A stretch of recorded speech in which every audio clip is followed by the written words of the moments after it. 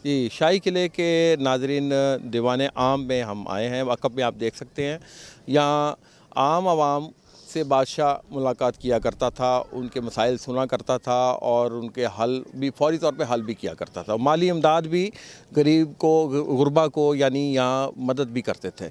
जी अफसर साहब बताइएगा ज़रा। अच्छा सर, हम जब ये हमारे बैक साइड पर जब आपको बिल्डिंग नज़र आ रही है दीवान आम है, इसको बेसिकली शाहजहां ने 1633 में बनाया था। Open court for the common people. जो लोग थे जिनके मसले मसाइल होते थे वो यहाँ पे आते थे और आके बादशाह को अपने मसले मसाइल पेश किया करते थे। और राइट इन द मिडल आप देखिए, आपको एक झरोका नज़र आ रहा है, ये अकबर का झरोका दर्शन है। ये आगे जाके दिखाते जी, हैं। ये नाज़रीन कैमरामैन को कहेंगे ज़रा आगे दिखाए और इस पर नज़र डालें। जी जी, अब ये बेसिकली जितना भी पत्थर है ये वाला, ये आप झरोका बताएं। जी ये झरोका सामने आपको नज़र आ रहा है। ये अकबर ने अपना जो मज़हब बनाया था दीन इलाही, उसके मुताबिक लोगों को अपना चेहरा दिखाया करता था।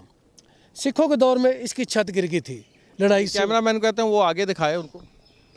सिविल वॉर के दौरान इसकी छत गिर गई थी। अंग्रेज़ों ने इसको दोबारा रेनोवेट करके मिलिट्री हॉस्पिटल बना दिया।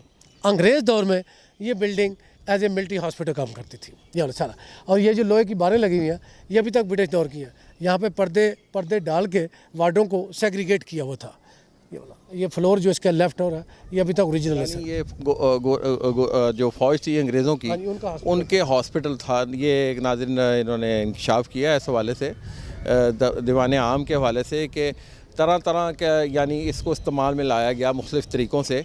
और इधर आएँ जी, ये ज़रा थोड़ा सा हमें ये बताएं कि ये बादशाह इधर सामने बैठा करता था। वो ऊपर से कैमरामैन को कहते हैं दिखाए जी ज़रा सामने। कैमरामैन वो ऊपर जो ये ओरिजिनल तख्ता है जहाँ पे अकबर जो है अपने मजहबी मुनाजात के लिए यहाँ बैठा करता था। जब शाहजहां आया तो अकबर के दौर में ये बिल्डिंग नहीं थी, लोग टेंट लगा के बैठते थे।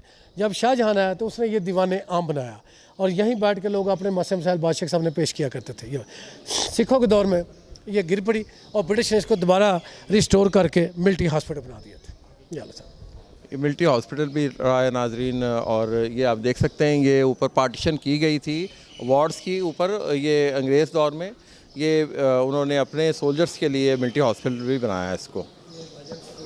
जी नाज़रीन, इधर हम दीवान आम में मौजूद हैं। यहाँ सियाह भी आए हैं, मकामी सियाह भी हैं। इनसे भी पूछते हैं कि वो हिस्ट्री के बारे में क्या इनको पता है। ज़ाहिर शौक़ से ज़ौक़ से आते हैं। जी अस्सलाम वालेकुम। वालेकुम अस्सलाम। सर क्या नाम है आपका? शाहिद महमूद।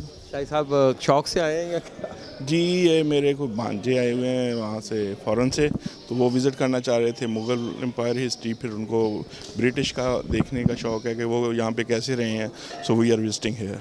तो क्या काम करते हैं आप? वी आर कंस्ट्रक्टर, कंस्ट्रक्शन का काम कंस्ट्रक्शन का।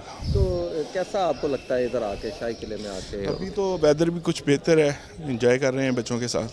तो ये जो हिस्ट्री है इससे भी लगाव है? जी हिस्ट्री से लगाव हो तो यहाँ पे आया जाता है, वरना हर बंदा तो यहाँ पे नहीं ये आता। तो ज़वाल की ज़बू हाली की दास्तान भी बताता है ये किला। लेकिन ये किला आपको आपसे 400-500 साल पहले की इनकी जो स्टेट थी उसके बारे में भी बताता था कि वो कैसे हुकूमत करते थे।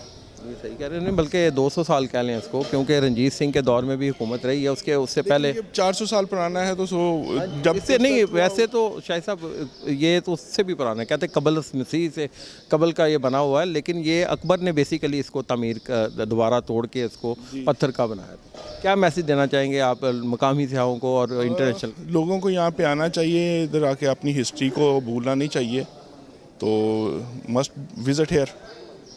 बहुत शुक्रिया शाहिद थैंक यू। आज गुफ्तगू सुनी आपने। उन्होंने कहा है कि जी लोगों को इधर आना चाहिए, अपनी हिस्ट्री के बारे में मालूम होना चाहिए। ये बेसिकली ज़बू हाली की भी दास्तान है, लेकिन अरूज की भी दास्तान है, अरूज और ज़वाल की दास्तान है ये किला जो शो करता है।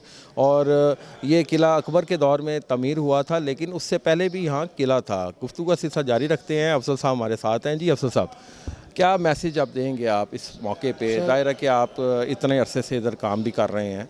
आपको यहाँ जो मकामी सियाह कम हो गए हैं या आ रहे हैं, या इंटरनेशनल सियाह कम हो? इंटरनेशनल सियाह थोड़ा सा आजकल जो है वो सीजनल क्लाइमेट भी है, गर्मी बहुत ज़्यादा हो गई है।